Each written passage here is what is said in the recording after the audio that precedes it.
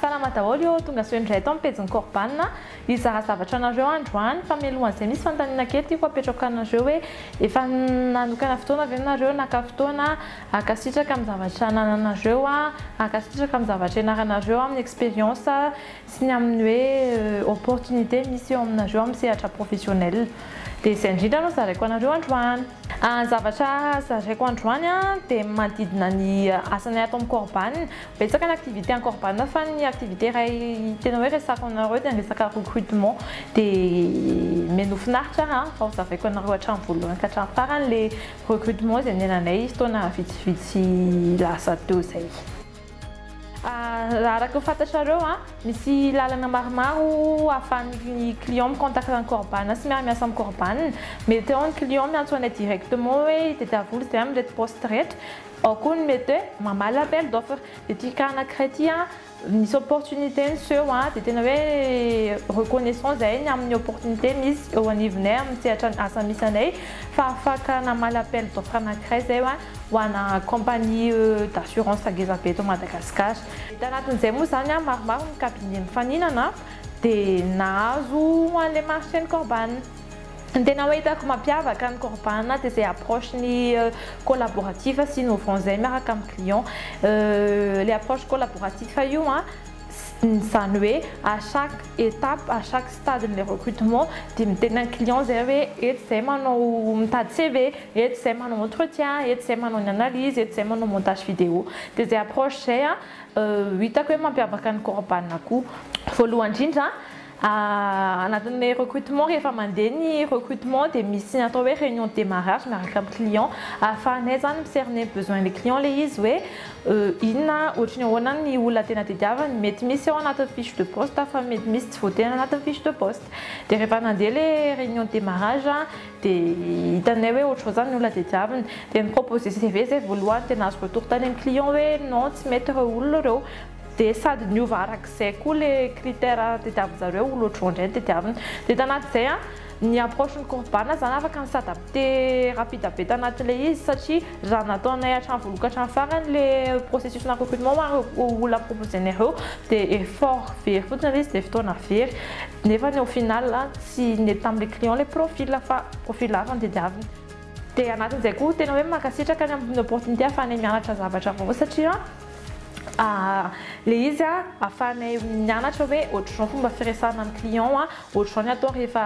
négocier amin'ny client dia ianao koa anatin'ilay izy mila manana sang froid sy mila manana recul kely hoe raha mahazo mail ohatr'izao tsy tonga dia mamaly eo anao fa maka fotoana ianao miélaborer ny argumentaire anao maka fotoana ianao maka ny élément rehetrarehetra ahafahanao miresaka amin'ny client ahafahanao miavancer ny hevitrao. Tao anatin'izay recrutement ana olona maromaro no sahanay tsy ohatrany mahazatra hoe olona iray dia poste iray fa ilay izy poste iray fa olona betsaka no tadiaviny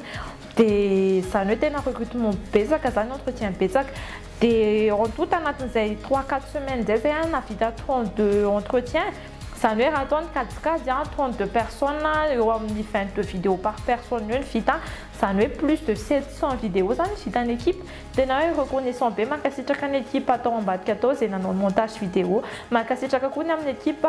izay nifandrimbona nanaovana ny reporting sy ny analyse an'ilay izy dia concrètement ahoana navitana an'izay 700 vidéo ahoana navitana an'izay 32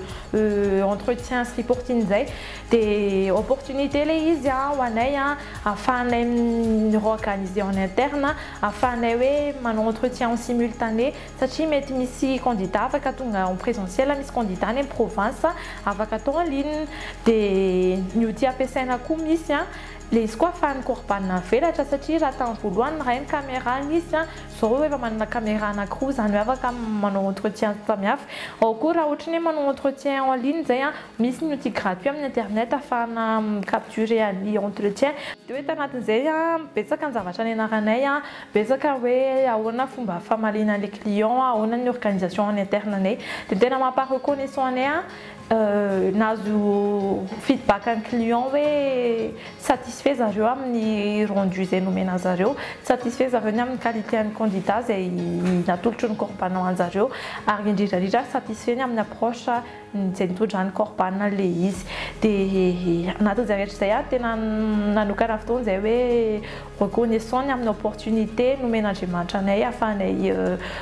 misahana an'izay recrutement ny compagnie d'assurance angeza be zay dia mankasitraka koa ny amin'ny ekipa rehetra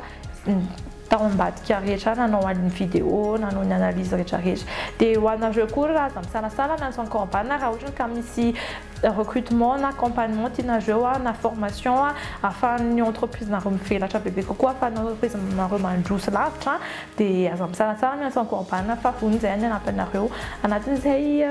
démarche na développement ny entreprise nareo zay fa manaraka indray mitantara ny expérience tany iainanay ato anatin'ny corpan dia zay fa veloma daholo io